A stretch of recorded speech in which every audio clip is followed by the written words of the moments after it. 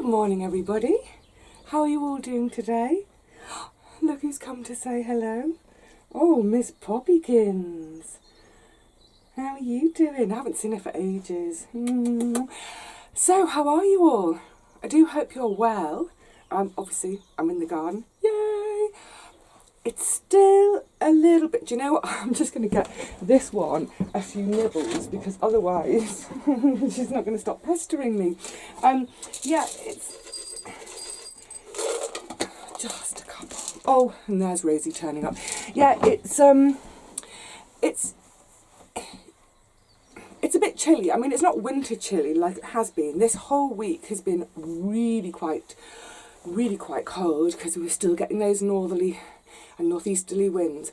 But it's like that moment in Mary Poppins, you know, when the weather vane changes and Mary Poppins comes to the rescue.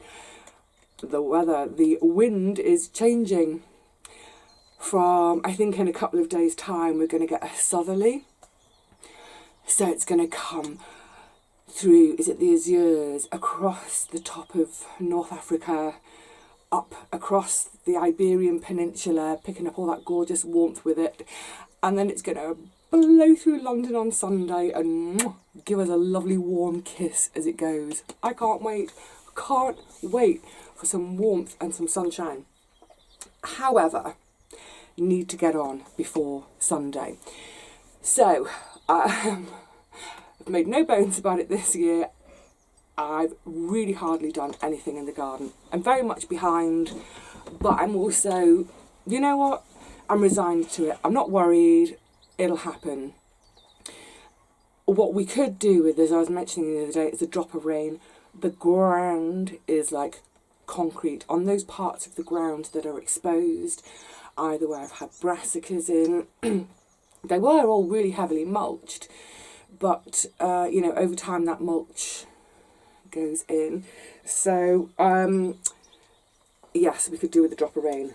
We're going to get some, I think, excuse me, on Monday, which would be great. So, 2 days jobs. Yes, I'm going to focus today on pruning. So I'm going to tidy up the herb bed and I'm going to prune the rose bush. Probably could have done with doing it about 4 weeks ago. Never mind. I will show you when we're out there, but just to say in the shed, just in case it's quite noisy out there today because there's tons of kids in their back gardens playing. As you've probably seen in the videos over the years, the allotment site is surrounded by houses and it's their back gardens. So of course the kids aren't at school, so they're on their trampolines. Yay, they're getting exercise and fresh air at a safe distance. Yes, so the rose bush. So a couple of years ago, my lovely friend Jackie was over here from Canada. Now, she's a pro gardener and she gave me a great lesson and great mnemonic for pruning my rose bush. And this is the sort of autumn, winter, spring prune rather than the summer prune. And it's 4 Ds.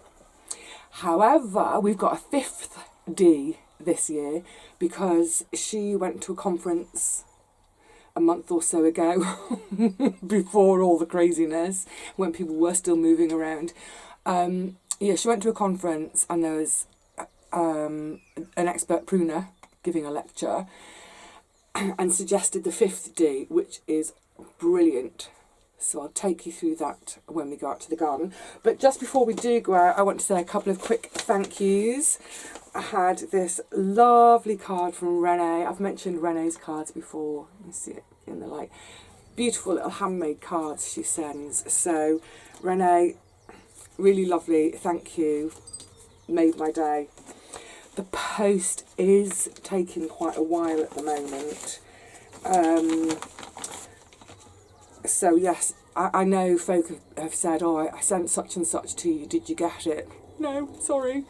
But things are gradually getting through. And then a lovely letter from Claudia in Germany, and she sent me these beautiful, beautiful pictures of the flowers on her cactus plants. And they're amazing. Oh, hello, Buzzy Bee. Beautiful. So they're going to go on the pin board too. And she also sent me, duh, it's the little unlocking tool for my secateurs, because when I got my new ones, the ones that weren't fake, I put the packaging in the recycling and off it went. I didn't realise this was in the packaging. Anyway, so thank you very much, Claudia. Right, the other thing, I've got another thing to do in the herb bed today. My lovely friend Gary, who you've seen from time to time in videos, he's been clearing one of his beds to... Where is he cleared? I think he's putting fruit there. I can't remember, it doesn't matter. But over the years, he has allowed in that bed... Oh, hello. Was that nice? Oh, yes, always a little sing-song voice. Over the years, he's allowed Verbena bonariensis, to self-seed there. But anyway, so he's been wanting to clear that bed, which he's in the process of. So I've nabbed myself a couple of his Verbena plants. So they'll grow tall, beautiful tall, with that spike of purple flowers. And it's the seed heads of those that the finches, I think it's goldfinches, love in the winter. So I'm going to pop a couple in the herb bed, if I can find a space. So let's get out there. Let's start in the herb bed, and then we'll tackle the rose bush. We'll see how it goes in terms of sound out there, if I need to explain the D's in here. But, oh, do you know what, first of all, and now some cuddle time, because I haven't seen this precious girl for weeks. Excuse us, we're going to indulge. So this is the current state of the herb bed. Just beginning to come back to life, but you can see it's really rather tatty with, say, on the French lavender, all these old dead flower spikes from last year. I didn't take them off because I just wanted to leave them on as a bit of protection, because French lavender, well, doesn't do very well here. Actually, this one plant is looking better than all t'others. But yeah, scruffy. This is the hyssop. I left all the flower spikes to go on to make seed for the birds. This is a bit of a gnarly woody one. It's gone really woody really quickly. I'm not happy about that. Never mind. And then that's the feverfew. Again, all of last year's, the last of last year's flower heads left on. So yes, it's high time this little bed had a bit of a haircut. In terms of weeds, actually, it doesn't look too bad. I thought I was going to need to do a big weeding session today, but it's not looking too bad. Obviously, I'll grab out the weeds as and when and if I see them. And then later on, once I've trimmed all my edges, it'll look great. So that's the before shot. I'm going to come on to the hyssop in a minute, because that's a little bit trickier, but I'm going to start with the feverfew. It's pretty obvious what needs doing. And all of last year's dead stuff can come out now. I'm just going to cut back to where I can see some new growth. Yes, I've taken a little bit off at the end of there, but that's fine, because it will get rampant again. So, for example, can you see on that one? Yeah. There is green on the end here, but it's tatty, it's not a good shape, so I'm just going to cut it back.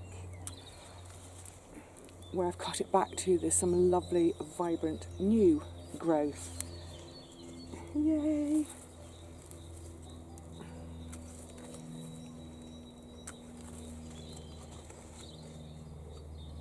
That's a little biplane or something I can hear up there. It's weird, there haven't been planes for ages. Well, I mean, very, very few. It's been lovely.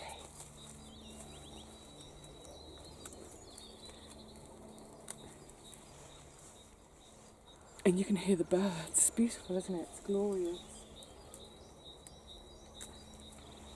This is the perfect job for daylight today. You know, in some ways I wish it was warmer, because I prefer it when it's warmer. You know, it's a comfortable temperature. The main thing is, it's really still today. There's hardly a breath of wind. So the bird song is really loud and clear.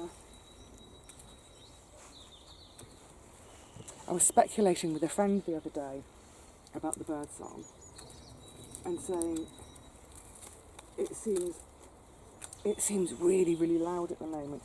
Is that because there are no planes, no traffic to blur the sound, or are the birds singing more loudly because they're loving the quiet? I don't know.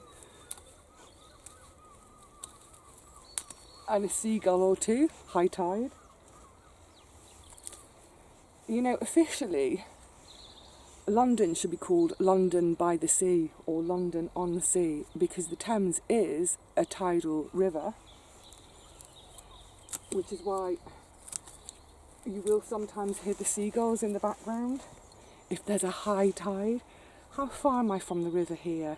I think as the crow flies, probably not much more than 5 or 6 miles. Okay, so you get the hang of it with this one. And so, for instance, that whole limb is coming off. In it goes. Oh, the smell as I'm doing it, beautiful. Excuse me, tickle. Did that with my hand. Oopsie. What always amazes me is how much difference a bit of a haircut can make to the look of the garden. Yay! So this space, this is the feverfew, here's the hyssop. This little space here was where I had the tansy, hey poppykins, and this is where I'm going to pop the verbenas, the Verbena bonariensis. Bonariensis? Yes, that's the name. Because that will get nice and tall as well, and sort of be similar sort of height with the feverfew and the smaller plants below and around it. Now, I'm going to tackle the hyssop. I'm going to try and show you a bit more closely though, because it's one of these woody plants and you have to be a bit careful about how much you hack at it. So you can see how really woody it's gotten in the middle. And the shape isn't great, it's going way over that way, and that's almost certainly because of the tansy here last year crowding out. It's a horrible shape. I'm not happy with it at all, so I'm going to give it quite a hard pruning and hope for the best. So, for example, let me show you on this one. This is last year's old flower head. So ideally, you'd only really want to cut back to there. Can you see here? Because here is some new growth, like that. But like I say, it's a really ghastly shape. Oh, I've actually just snapped that one off. Never mind. Let me show you on another one. So yes, like I was saying, you'd want to cut this year's growth. This is the old flower head from last year, down to about, say, there, where we've got some new green growth there. However, I want to take it back even further because I want to get a nice bushy shape again. I'm being risky. I'm going to go right back to there. I am still, though, making sure that I'm leaving a little bit of green. Oh dear, it's not a pretty plant, this, I've got to say. So yeah, it's going to be quite a severe haircut.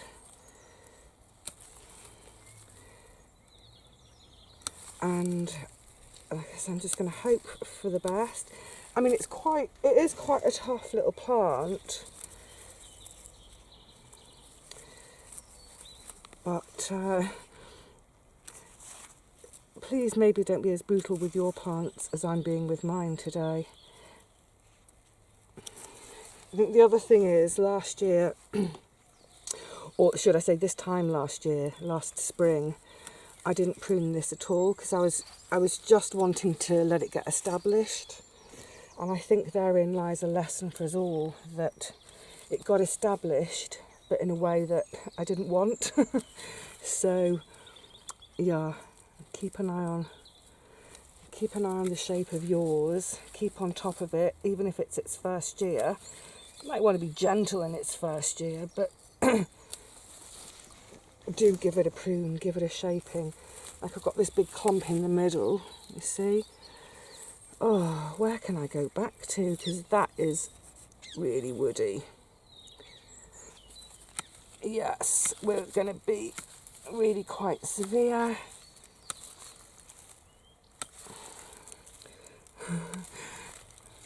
Fingers crossed, everyone.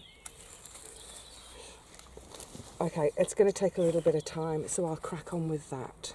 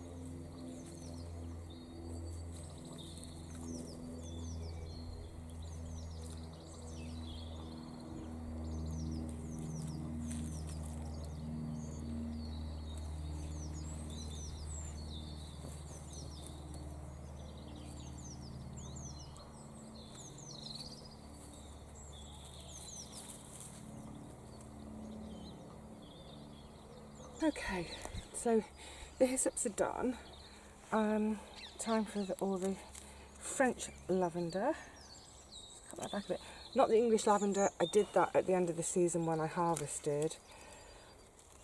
It's so again with the lavender, it's the same principle with any of these herbs that go woody. And basically, I'm cutting back all the old dead stuff.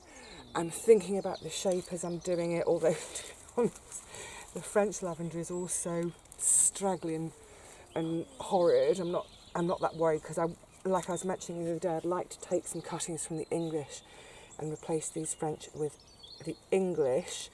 So yes, like I was saying, with any of the I can hear funny cat noises. That's probably George and someone else. With any of the woody herbs, as you're cutting back, just make sure you're only cutting back as far as there's some new green growth. If you cut right back into the woody part, you'll probably end up with just a spiky woody plant. So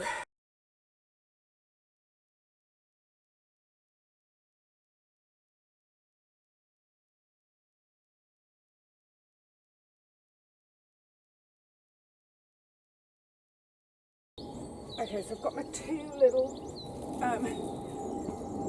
divisions. What do you want to call them? They're not really divisions. These are the verbena.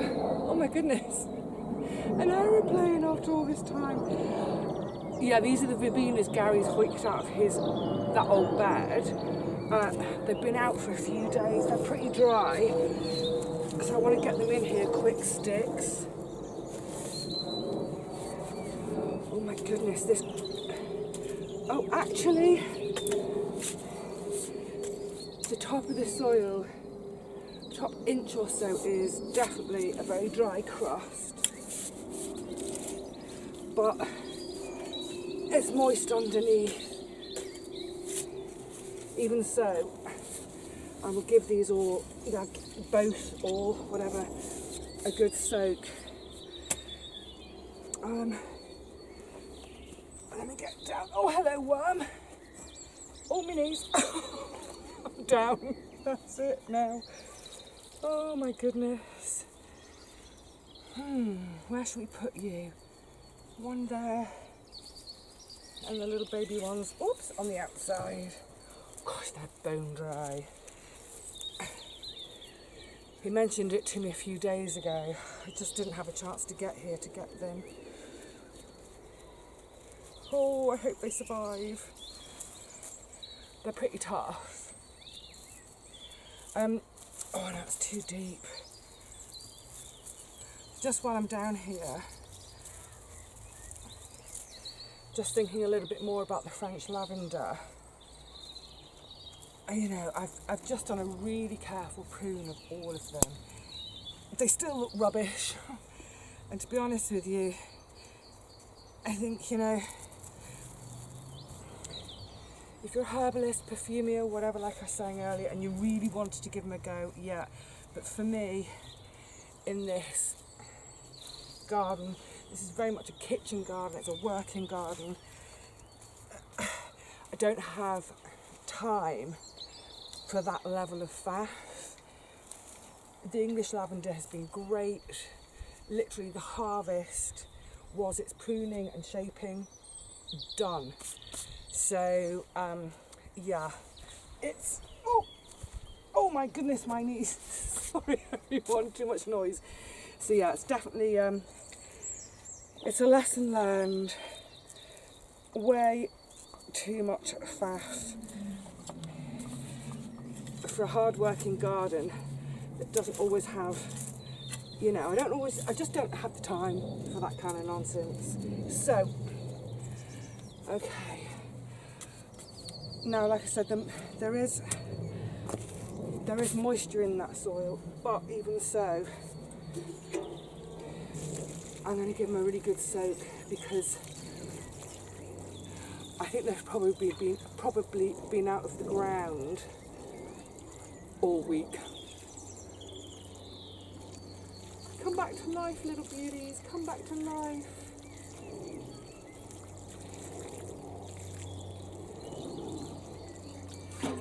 That should do them. Right, what's next? Oh, let's have a strim and a trim. Oh, well, that's very satisfying. So, it may not look that much different to you guys, but I can spot the difference. A little bit tidier. Yay! Oh, I'm so happy to see all these little bulbs coming up. I'll show that properly when I do a tour in a couple of days. But yeah, good stuff. Oh, the French lavender, yeah, they look miserable, don't they? Utterly miserable.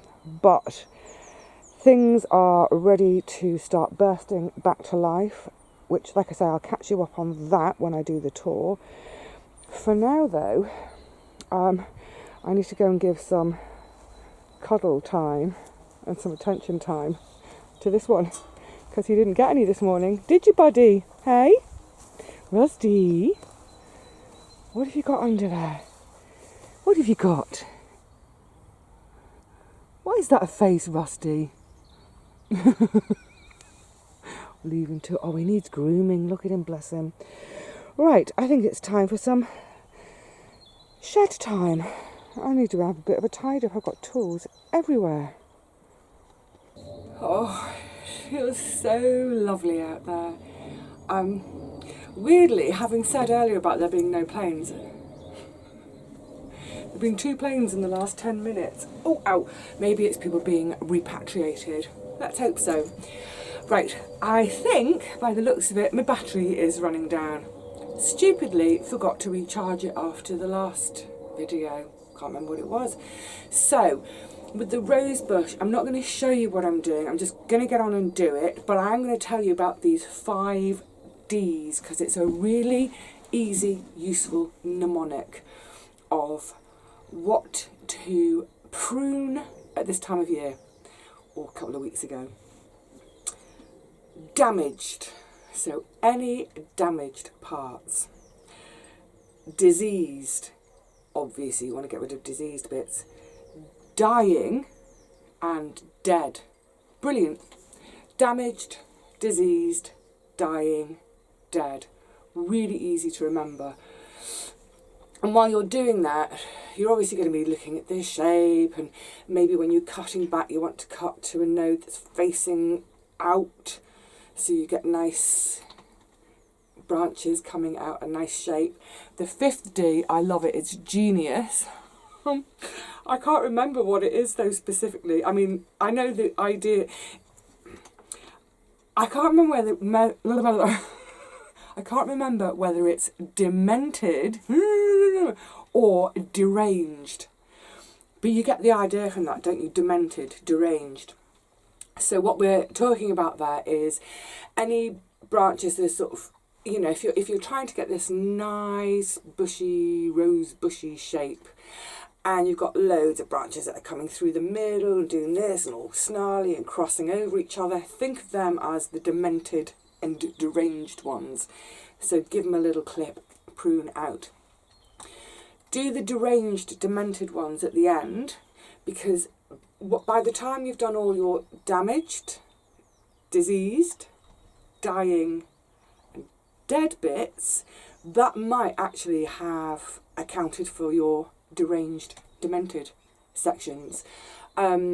You know, if you've got a couple of branches that are crossing, rubbing on each other, it may be that one of them is already damaged or dying, so by cutting that out, the other one is left and it's no longer demented. I love that, my demented rose tree. So I'm going to get on with that, but like I say, it's going to take me a while and I don't have the battery for it. But I just want to say how, you know, make the most of your outside space while we can at the moment, whether it's a back garden, whether it's your allotments. And I know, and this is wonderful, I know there are loads of you, sorry, excuse me, who are creating vegetable gardens for the very first time this year. Fantastic, well done, good on you. So if you are, as I go through this next, April and May are the busy months in the garden. So as I go through things, I'm going to literally tell you at every stage what I'm up to, so that if you really have no idea, if you're a complete beginner and novice, this is not to say that I'm an expert. I'm not. I'm not an expert, but I've got a few years' experience of growing my own food. So I'm going to try and explain everything to you at each stage that I do it, so that you can kind of copy it. If you've got a similar climate to me, you can do things at sort of the same time as me. And we can garden together. Yay! So what I'm hoping is, it might not be every day. Obviously, things are always weather dependent, aren't they? But I'm hoping maybe 4 or 5 mornings a week to do a bit and bring that to you and show that to you. Don't touch your face, Vivi. Assume everything is contaminated. Yes, so hopefully I'll see you again really soon in the garden. What I'm finding at the moment is I'm still kind of balancing my energy from the whole you-know-what, the vitamin D thing, but also just that kind of coming back to things after the winter. So I'm going to try and do more frequent but short sessions in the garden, and then that also allows me time to do all the other stuff I'm doing in the community at the moment, which is fab. So yes, if it's your first time this year, fear not, we'll do it together. And yeah, let's start to get excited about it. Whoa, I'm not excited about digging the spud trenches. Just to say as well, there may be I might be a little bit late with a couple of sowings that I would normally do around about now. Excuse me, that's Rusty and Rosie. Purely because I'm waiting for some compost to arrive. I ordered it before the whole lockdown, I ordered it, but you know, obviously everything's taking time at the moment. We just have to be patient, you know. What else are you going to do? There's no point having a hiss if it is there. We just have to be patient. So, on that note, before the battery dies, I can't do a robot. I obviously can't do a robot. Right. Talking of demented, I will see you all again really, really soon. So for now, cheerio.